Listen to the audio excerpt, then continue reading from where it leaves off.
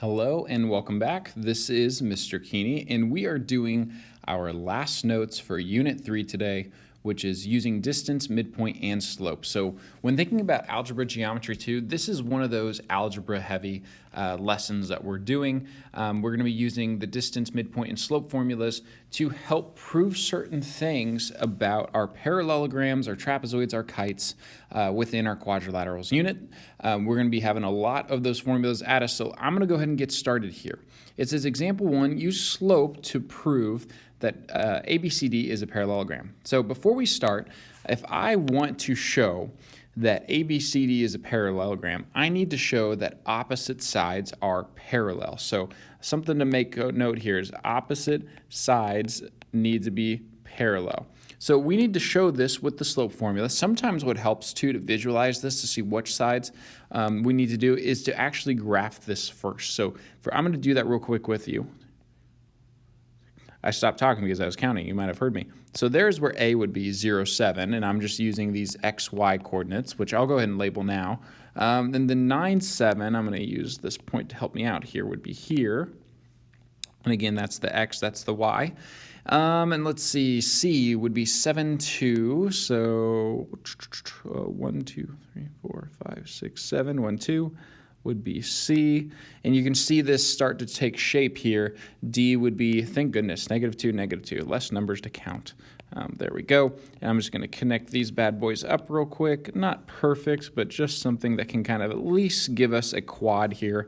And we're going to try to show that it is a parallelogram using these 4 coordinates. Now, you don't need to find the length. You need to find the slope. So I'm going to try to write the slope formula up here for us. M, which stands for slope, equals y2 minus y1 over x2 minus x1. So I'm looking to find the slope of really all 4 sides here. So I'm going to go ahead and start off with, and I'm going to use different colors as we go. I'm going to use the slope of, I didn't put up, slope of AB to start off, just because it's alphabetical. So I'm going to be using the slope formula, which is right up there. And instead of y2, y1, x2, x1, I'm going to go over here now and use, again, x1, y1, x2, y2. Oops, that's not a 2. There we go. And just substitute those in. So now using those new ones, I would see that y2 is 7, y1 actually also is 7, and then x2 is 9 is what I labeled, and then x1 is 0. And I'm going to go through and try to reduce this. So I get 0 over 9, which is, and I'm thinking I made a, nope, I'm good, which is 0. Okay, I panicked for a second. So the slope of AB is equal to 0. So far so good. Now I'm going to move on. Let's find the slope of its opposite side, which the opposite of AB would be DC. So here we go. We're going to do the same thing. I'm going to keep the same color because I'm checking the same opposite sides here. Now for these ones, I'm going to use x1, y1 here, and x2, y2 here. I'm going to even erase these just so it doesn't distract you anymore, because we're not using A and B for these ones. We're using C and D. So looking at those two, I'm going to get 2 minus 2, and then x2 is -2 minus x1, which is 7. So I'm getting here, let's see, 0 over -9, which is, hey, look at that, it's 0. So when I'm looking at this is equal to 0 and the slope of this is equal to 0, what we can say in our purple here is that AB is parallel to DC. So we're close here. I'm going to add those arrows on. The other thing we would need, remember, we need both pairs of opposite sides. So I'm going to change colors now. Let's go to a nice dark green. I'm now going to check the slope of AD and the slope of BC. So M, or slope of, let's do AD, equals, and we'll get our work set up here. Now let me take some time to clean up here, because I'm not using these as my x2, y2. I'm using AD, so that would be x1, y1 over A, and then x2, y2 over D. So let's see here. y2 minus y1 would be 2 minus 7. And then we're also going to have -2 minus 0. So with that, we would have 2 minus 7 is -5, and -2 minus 0 is -2. So that would equal 5 over 2, and I'm going to leave it like that for now. That would be rise 5, run 2. Those negatives canceled out. Okay, so we're going to see if that matches the slope of BC. And I'm going to get my work set up. And remember, I'm going to erase my labels now here because now my x1, y1, I'm using B and C. So B would be my x1, y1, and C would be my x2, y2. So plugging those new values in, we have 2 minus 7, and then x2 is 7 minus 9. So 2 minus 7 is -5 over 7 minus 9 is -2. And this is looking good because I'm going to cancel out those negatives to get 5 over 2. So again, I have same slopes. The slope of AD is equal to 5 over 2. The slope of BC is equal to 5 over 2. So we can conclude that, let's see if I can fit it in here, AD is parallel to BC. I'm going to go over here and add the arrows. So we have now shown here that this quadrilateral is a parallelogram because the opposite sides are parallel, and we've shown that through those slopes and that the opposite sides have equal slopes. So awesome. So there is our first example using slope to prove something is a parallelogram. Next one, we're going to be using the distance formula. So I'm switching over to, I got my distance formula notes right next to me as well. Let me get, you might hear some papers ruffling. So the distance formula, and we've had these on our notes in the past, but here's what we're going to be working with. So the distance formula is equal to, my goodness, here we go, x2 minus x1 squared plus y2 minus y1 squared, and all of this is under a square root sign. So I'm going to see if this is a parallelogram. So it's kind of the same thing here, but we are going to be using instead of slope, the distance formula. Now, hopefully here, we won't need to use the distance formula on all of them, and I'll show you what I mean. It looks like these are the same points. So 1, 2, 3, 4, 5, 6, 7. That's good. That's A. I think these are the same points. And that's B. And let's see. C would be over, so 7, 2. There we go. And D, -2, 2. A lot quicker when you know where you're going. I'm going to connect these up. Now, like I said, we don't need the distance formula for every single one of these because like on A and on D, or AB and DC, we can just count. So like A to B, it would be just 1, 2, 3, 4, 5, 6, 7, 8, 9. This would be 9 units. So I'm going to go over here, and for AB, we can say it's equal to 9. And then for DC, I'm going to do the same thing. I'm going to go 1, 2, 3, 4, 5, 6, 7, 8, and 9. And wouldn't you see that? DC is equal to 9 as well. So instead of having those little squigglies and the 9 here, what I'm going to do is I'm going to do a geometric way of showing this, which is just saying AB is congruent to DC. So that is awesome. I'm going to write over here. AB is congruent to DC. So now using the distance formula, because we're dealing with distance here, to prove it's a parallelogram, we want opposite sides to be congruent.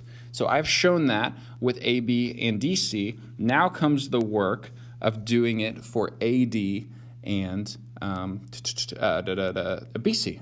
I'm all over the place. You can tell I just had coffee.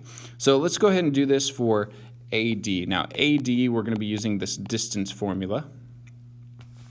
And instead of x2, x1, y2, y1, let's go ahead and label what we're going to use. For A, we got x1, y1, and we're doing AD, so D will be x2, y2. And then let's go ahead and fill this in. So parentheses, x2 would be -2 minus, and we got x1, which would be 0, squared, plus, and then we got y2, which is 2, minus y1, which is 7, squared. All right, let's go ahead and start reducing. So in those parentheses, we got -2 minus 0, that would be -2, and then we got the squared, plus 2 minus 7 is -5 squared. So we're going to keep going here. -2 squared is 4, plus -5 squared is 25. And then we have 4 plus 25, which is square root of 29, which I did do this part ahead, and I got this to be about 5.4 after I put it in the calculator. What we really want to check here, though, and I should change colors now, is this going to be the same, and I'll do a little right here. Is this going to be the same as BC? Because if opposite sides are congruent, remember that's the whole thing we're doing right here, then we got it. Then we got a parallelogram. So that's what we're trying to show here. Let's get the distance formula set up again. But instead of these versions of x2, y2, x1, y1, we are going to use now BC. So B is my x1, y1, C is my x2 and my y2. So let's go ahead and get going with that. So the distance formula up top there says x2 minus x1. So that'd be 7 minus 9, and then we're going to square that, plus, and then y2 minus y1, which would be 2 minus 7. We got squared. So we're going to go ahead and reduce this here, and I'm going to go ahead and bring this down since we now know what the distance formula is and we're using it. 7 minus 9 is negative 2. We got that squared. Plus 2 minus 7 is negative 5 squared. This is looking good because this seems really familiar. Negative 2 squared is 4 plus negative 5 squared, which is 25, which is the square root of 29, which we know from our calculator is 5.4. So let's take a look. Let's highlight this here. BC and AD are going to end up being our same distance here. Let's go ahead and add those tick marks.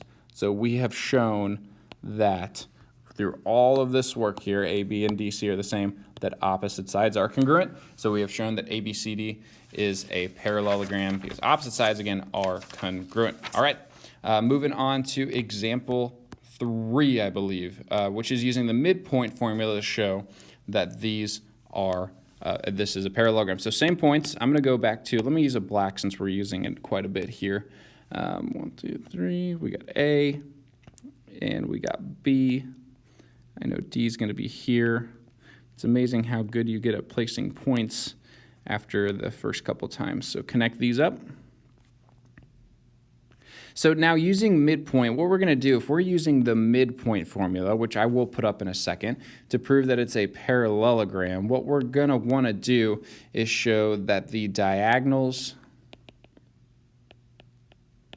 bisect each other. So what we're going to have to try to do here is show that the midpoints of these diagonals, now I'm going to use a different color, let's use red, of diagonals BD and AC, which I'm going to have to probably redraw those to be more exact here. Let me see if I can do this. Connect. That's not bad. And connect. That's not bad either. And we'll see if that works out. Sometimes they don't do. But I should get through the midpoint formula that the diagonals of AC and BD are the same. So what is the midpoint formula? I'll put that up here. It is x1 plus x2 over 2. That's how we get the x-coordinate. And then for the y-coordinate, we do y1 plus y2 over 2. All right, so let's go ahead and find the midpoints of these. So for the midpoint of AC, so I'm going to do midpoint of AC. I'm going to do over here. And I'll go ahead and divide this up right now, and we'll do the midpoint of BD. That's what I said over here. All right, so for AC, I'm going to be using x1, y1 for A, and C will be my x2 and y2. So let's go ahead and put this into the formula. So x1 plus x2 would be 0 plus 7 over 2. And then for y1 plus y2, that would be 7 plus 2 over 2. And close that parenthesis.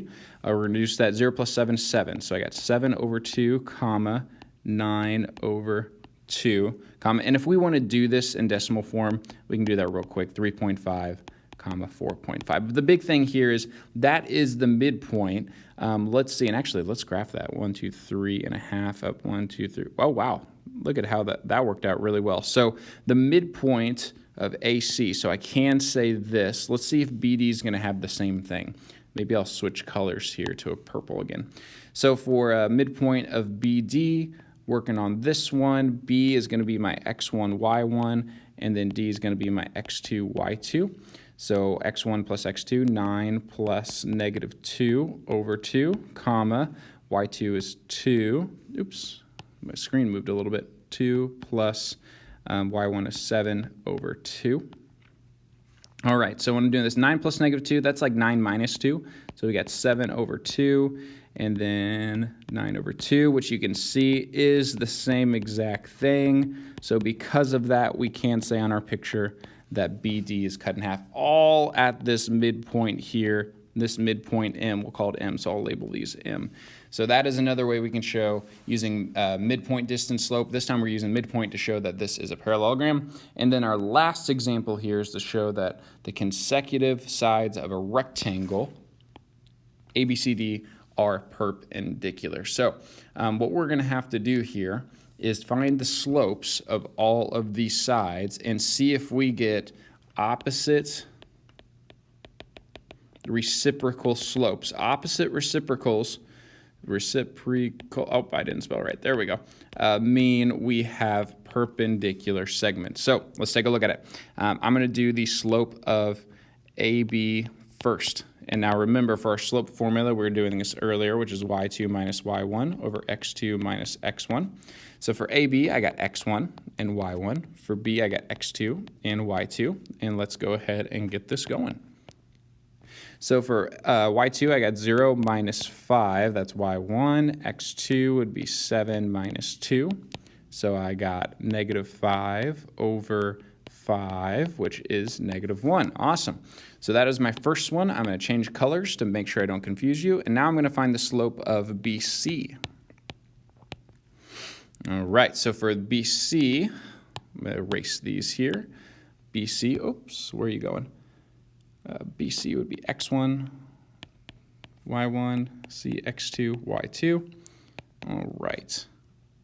So for y2, negative 7 minus y1 is 0. x2 is 0 minus 7 here. So I got negative 7 over negative 7, yes, which is 1. All right, so now taking a look at this here, this is going to be really important for us because 1 over 1 can be written, or 1 it can be written as 1 over 1, and switching it to purple, this can be written as negative 1 over 1. So we do have opposite reciprocals.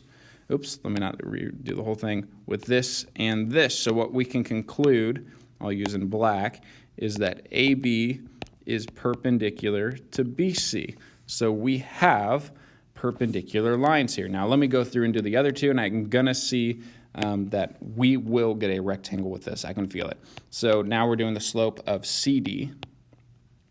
So CD, and let's get this set up.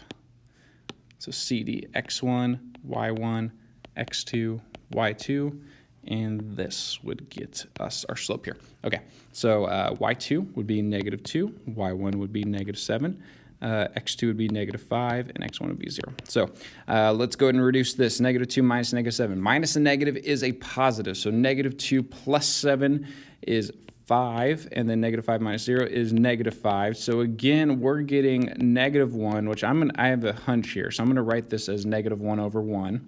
And let's go ahead and do this last one. So we have slope of AD would be our last one. These are our four sides.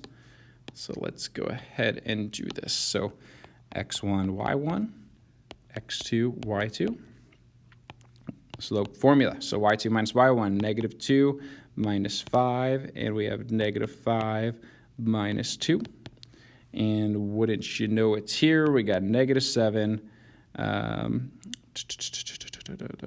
over negative 7, which is a positive 1, which is 1 over 1. So again, with these would be perpendicular as well. So I would know that CD is perpendicular to AD as well. So I got right angles, but not only that, I can say, looking at this here, that AB, which has a slope of negative 1 over 1, is perpendicular also to AD. And then our last one we can say here is that BC is perpendicular to CD as well. So we do have our four right angles, so this would be a rectangle as well. So along our notes, a lot of using these formulas. Make sure you know how to use them. Do not have to memorize them. And you got some questions to go along. Please let me know if you guys